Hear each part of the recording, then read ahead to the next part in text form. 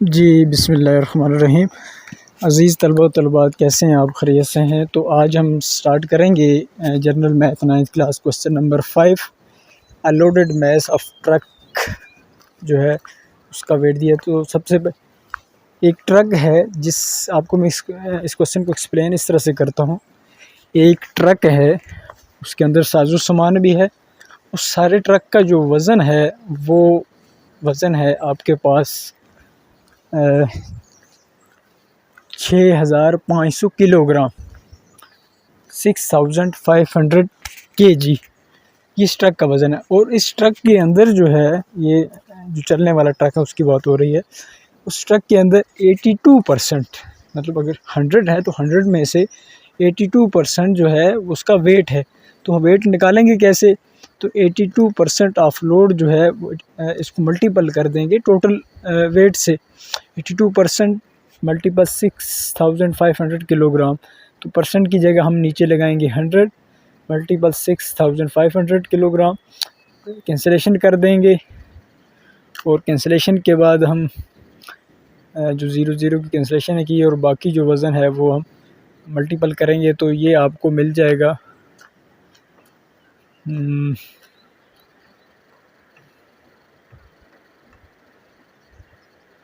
5303 kilogram. ये आपके पास 82% जो ट्रक के अंदर सामान था उसका वज़न ये आया, उसका वज़न आपको मिला, ये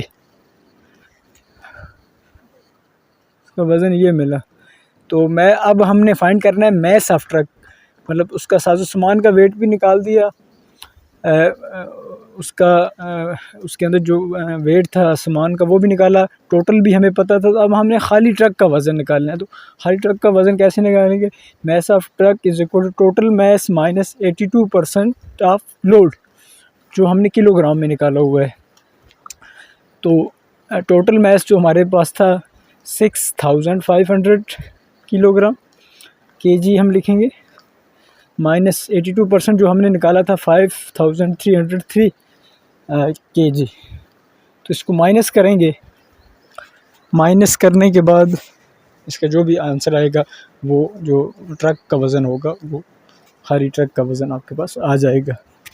तो माइनस करते हैं, माइनस करने से जो हमारे पास वज़न आया, लेट्स कैलकुलेटर पे आप कर सकते हैं, लेकिन नॉर्मली भी कर सकते हैं। तो जो हमारे पास आंसर आया 1170 किलोग्राम, ये जो आया ये चीज़ आपने फाइंड करनी थी, 1170 किलोग्राम ये खाली ट्रक का वज़न था।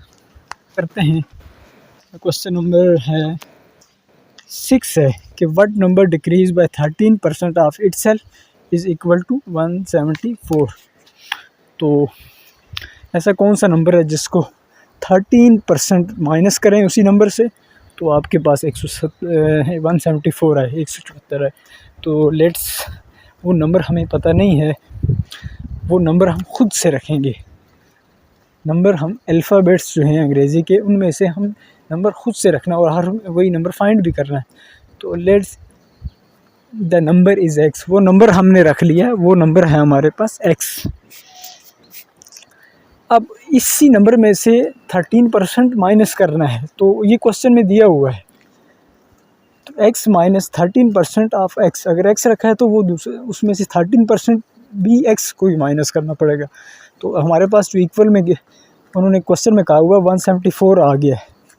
अब फर्दर नॉर्मली सोल्यूशन करेंगे, परसेंट की जगह हमने नीचे 100 लिखा, तो इसका एलसीएम लेंगे, एलसीएम 100 आएगा, x के नीचे 1 है तो बाकी जब ऊपर मल्टीप्लाई 100x हो जाएगा। ये एलसीएम का तरीका है, छोटी क्लासेस में आपने पढ़ा होगा। और इधर 100 था तो ऑलरेडी 13x है इक्वल टू 174।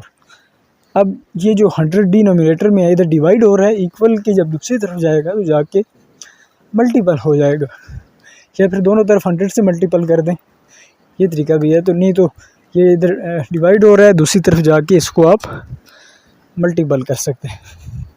मल्टीपल नहीं करें, अभी ऐसे ही रखें। पहले माइनस करेंगे, सॉरी आप पहले वो कर लिया था, माइनस करने से 87x आएगा, 100x माइनस 13x किया तो 87x। अब जो है 100 को आप दूसरी तरफ ले जाएं, आपके पास आंसर आ जाएगा 17400। तो अब 87x के साथ मल्टीपल हो रहा है, मल्टीपल वाला जब इक्वल के दूसरी तरफ जाता है तो जाके डिवाइड हो जाएगा। जब डिवाइड करेंगे तो हमारे पास जो आंसर आएगा, कैलकुलेटर पे आप कर सकते हो, x इज़ इक्वल टू 200। तो ये नंबर हमने फाइंड कर लिया। वो नंबर ये था जिसको 13% माइनस करेंगे तो